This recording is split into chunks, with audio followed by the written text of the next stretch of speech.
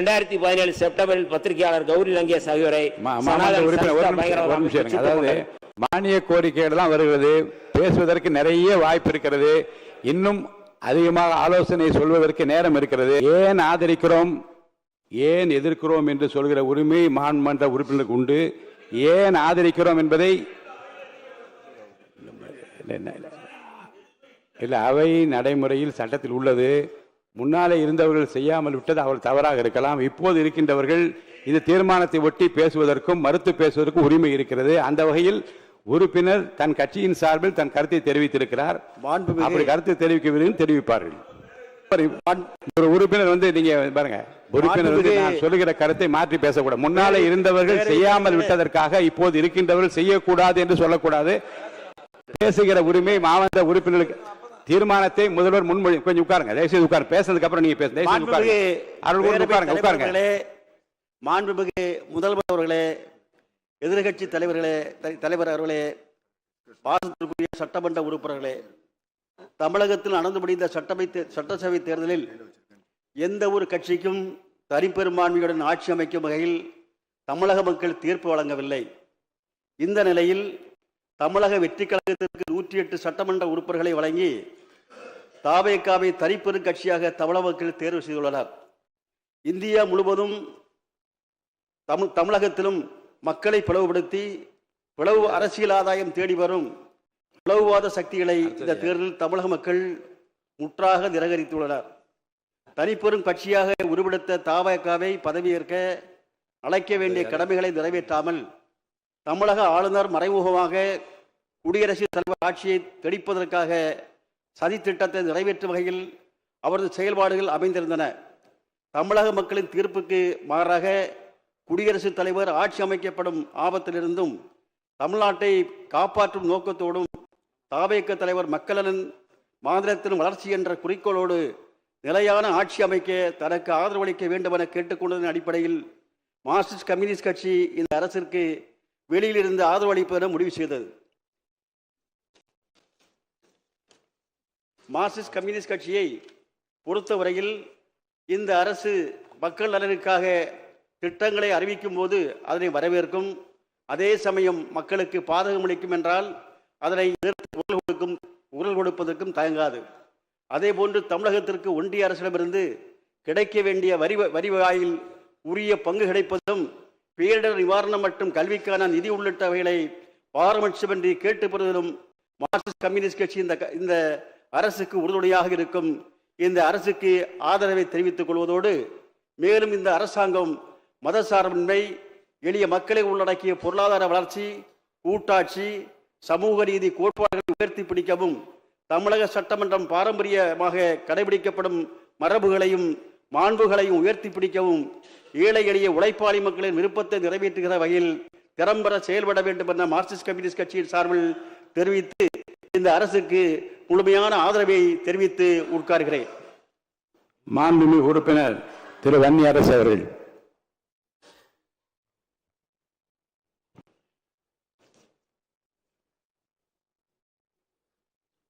மாண்புமிகு பேரவைத் தலைவர் அவர்களுக்கும் மாண்புமிகு முதல்வர் அவர்களுக்கும் என்னுடைய வணக்கங்களை தெரிவித்துக் கொள்கிறேன். மக்களின் உணர்வுகளை எதிரொலிக்கும் எதிர்க்கட்சி தலைவர் அவர்களுக்கும் என்னுடைய வணக்கங்களை தெரிவித்துக் கொள்கின்றேன். நம்பிக்கை கோரும் இந்த தீர்மானத்தின் மீது பேசுவதற்கு எனக்கு வாய்ப்பளித்தமைக்காக முதலில் எமது நன்றியை தெரிவித்துக் கொள்கின்றேன். இந்த அவையிலே பங்கெடுத்திருக்கின்ற அத்தனை சட்டமன்ற உறுப்பினர்கள், அமைச்சர் பெருமக்கள் அத்தனை பேருக்கும் என்னுடைய வணக்கங்களை தெரிவித்துக் கொள்கிறேன்.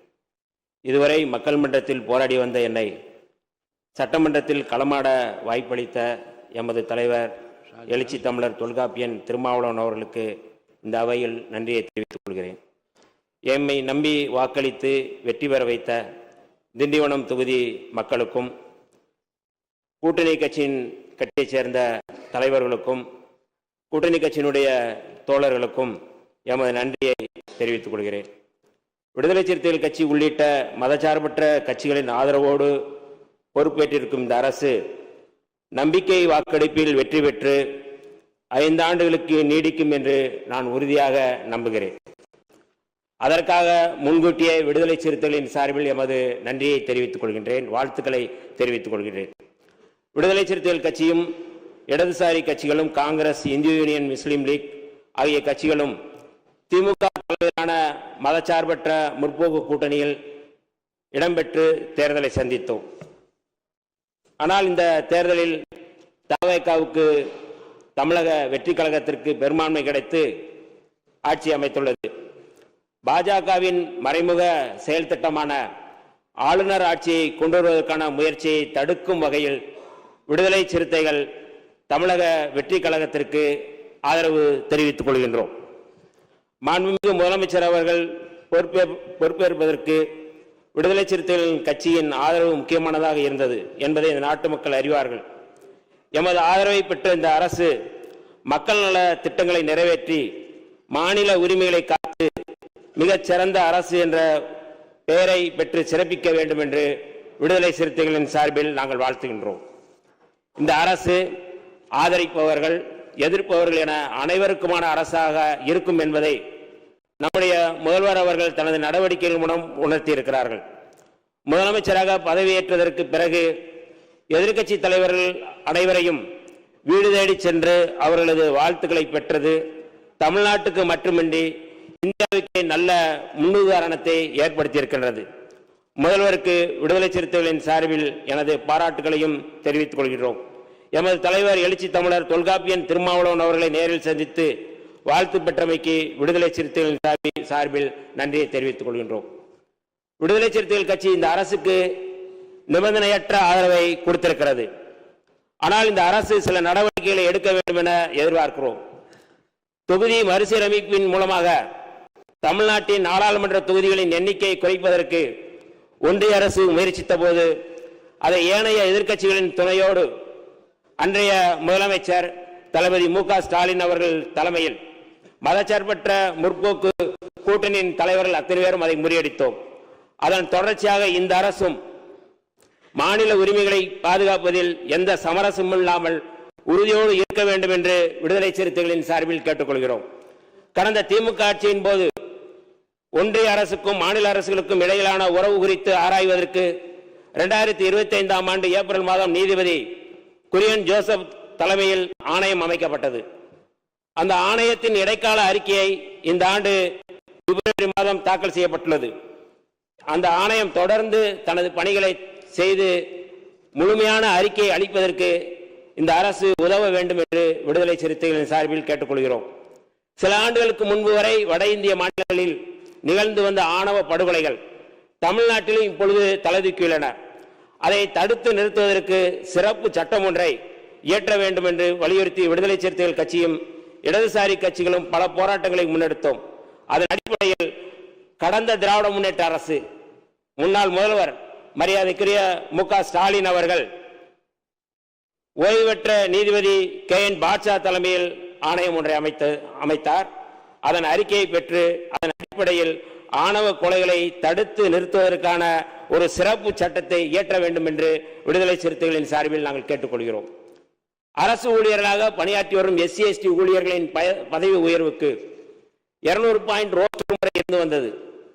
அதை உச்சநீதிமன்றம் ரத்து செய்துவிட்ட நிலையில் அவர்களது பதவி உயர்வு பாதிக்கப்பட்டது. அதை சீர் செய்வதற்காக இந்தியாவின் பல்வேறு மாநிலங்கள் இருப்பதை போல அரசமைப்பு சட்டத்தின் உறுப்பு 16(4)A வழங்கும் அதிகாரத்தை பயன்படுத்தி சட்டம் ஒன்றை இயற்ற வேண்டும் என்று விடுதலை சிறுத்தைகளின் சார்பில் வலியுறுத்துகின்றோம். அதன் அடிப்படையில் கடந்த அரசு அதை பரிசீலிப்பதற்கு ஓய்வு பெற்ற நீதிபதி G.M. அக்பர் அலி தலைமையில் ஆணையம் ஒன்றை அமைத்துள்ளது. அதன் அறிக்கையை பெற்று அந்த சட்டத்தையும் இயற்ற வேண்டும் என்று நாங்கள் வலியுறுத்துகின்றோம். இந்த அரசு பொறுப்பேற்றதும் உடனடியாக எதிர்கொண்டிருக்கும் முக்கியமான சிக்கல் தமிழ்நாட்டு மீனவர்களுடைய சிக்கல். புதிய ஆட்சி அமைந்தால் இலங்கை கடற்படையின் தாக்குதலில் இருந்து தாம் பாதுகாக்கப்படுவோம் என்று நம்பி வாக்களித்திருக்கிறார்கள். நேற்று இலங்கை கடற்படையினரால் நமது மீனவர்கள் 40 பேர் கைது செய்யப்பட்டு அவர்களது படகுகளும் இலங்கை கடற்படையால் பறிமுதல் செய்யப்பட்டிருக்கிறது. மீனவ மக்கள் இந்த அரசின் மீது வைத்துள்ள நம்பிக்கையை பாதுகாக்கும் விதமாக இந்த பிரச்சனைக்கு நிரந்தர தீர்வு காண்பதற்கு நம்முடைய அரசு முன்வர வேண்டும் என்று விடுதலை சிறுத்தைகளின் சார்பில் நாங்கள் கேட்டுக்கொள்கிறோம். 2013ஆம் ஆண்டு முதல் மராட்டிய மாநிலத்திலும் 2020ஆம் ஆண்டு முதல் கர்நாடகாவிலும் மூட நம்பிக்கைகள் மூலம் ஏமாற்றுவோருக்கு சிறை தண்டனை அளிக்கும் சட்டங்கள் நடைமுறையில் உள்ளன. இது தவிர பீகார், ஜார்க்கண்ட், சத்தீஸ்கர், ஒடிசா, ராஜஸ்தான் போன்ற மாநிலங்களில் மாந்திரீகம், சூனியம் ஆகியவற்றுக்கு எதிரான சட்டங்கள் நடைமுறையில் உள்ளன. குறிப்பாக மராட்டியத்தில் பகுத்தறிவுவாதி நரேந்திர தபோல்கர் இத்தகைய மூட நம்பிக்கைகளுக்கு எதிராக சட்டம் கோரி போராடி வந்தார். சனாதன் சன்ஸ்தா என்னும் பயங்கரவாத அமைப்பைச் சேர்ந்த சனாதன பயங்கரவாதிகள் 2013ஆம் ஆண்டு ஆகஸ்ட் 13ஆம் தேதி புனே நகரில் பகுத்தறிவுவாதி நரேந்திர தபோல்கரை உறுப்பினர்.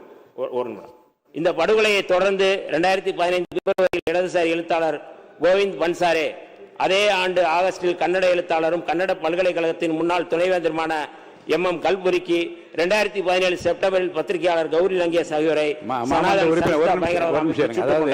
மானிய கோரிக்கைகள் தான் வருகிறது. பேசுவதற்கு நிறைய வாய்ப்பு இருக்கிறது. இன்னும் அதிகமாக ஆலோசனை சொல்வதற்கு நேரம் இருக்கிறது. இன்று நாம் அனுபவிக்கும் ஒவ்வொரு உரிமைகளும் சமூக முன்னேற்றமும் பல தலைவர்கள், அறிஞர்கள், கள செயற்பாடுகளின் ஈடில்லா தியாகத்தால் தான் கிடைத்துள்ளன. ஆகவே நமது அரசு ஜோதிடம், பில்லி சூனியம் போன்ற மூட நம்பிக்கைகளுக்கு எதிரான நம்பிக்கைகளுக்கு இடம் தராமல் அறிவியலை வளர்க்கும் திட்டங்களுக்கு முன்னுரிமை கொடுக்க வேண்டும் என்று நான் விடுதலை சிறுத்தைகளின் சார்பில் கோரிக்கை வைக்கின்றேன். அறிவியலார்ந்த மனிதநேயம், ஆய்ந்து தெளிந்த சீர்திருத்தம். இருங்க, நான் சொல்லுங்க, கொஞ்சம் பேச விடுங்களேன். அறிவியலார்ந்த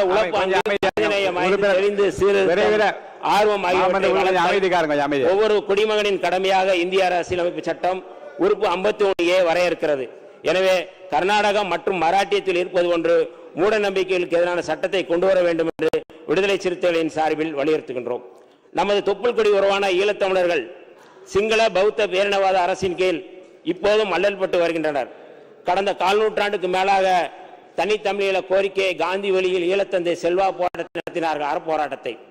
அதன் தொடர்ச்சியாக மேதகு பிரபாகரன் அவர்கள் தனித்தமிழ் ஈழ கோரிக்கைக்காக ஆயுத வழி அறப்போராட்டத்தை முன்னெடுத்தார்கள். 2009ஆம் ஆண்டு மே மாதத்தில் முள்ளிவாய்க்காலில் எமது தமிழ் தேசிய இனத்தின் வீரஞ்செறிந்த போராட்டத்தை இந்திய அரசின் உதவியோடு இனப்படுகொலையை நடத்தி உலக நாடுகள் முடக்கின. ஈழத்தமிழர் விடுதலைக்கு தீர்வு காண இந்திய அரசு இலங்கை அரசுடன் போட்ட ஒப்பந்தம் நிறைவேற்றப்படாமல் உள்ளது. இந்த சூழலில் நமது அரசு ஈழத்தமிழர் வழியை உணர்ந்து ஈழத்தமிழர்கள் தம்மை தாமே ஆட்சி செய்து கொள்ளும் உரிமையை, அதாவது தனித்தமிழ் ஈழத்தை மீட்டு தருவதற்கு தமிழ்நாடு அரசு முன்முயற்சி மேற்கொள்ள வேண்டும் என்று விடுதலை சிறுத்தைகளின் சார்பில் கேட்டுக்கொள்கிறோம். அது மட்டுமல்லாது தமிழின படுகொலை நடைபெற்ற மே 18 சர்வதேச இனப்படுகொலை தினம் உலக தமிழர்கள் முன்னெடுத்து வருகின்றனர்.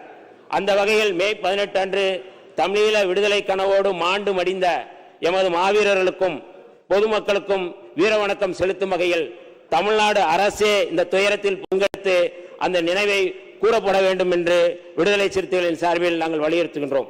தமிழ்நாட்டில் தஞ்சமடைந்த ஈழத்தமிழ் அகதிகளுக்கு கடந்த ஆட்சியின் போது நிரந்தர வீடுகள் கட்டித்தரப்பட்டன. திமுக அரசின் சார்பாக கட்டப்பட்ட அந்த வீடுகளும் எண்ணற்ற சலுகைகளும் இன்றும் தொடர வேண்டும்.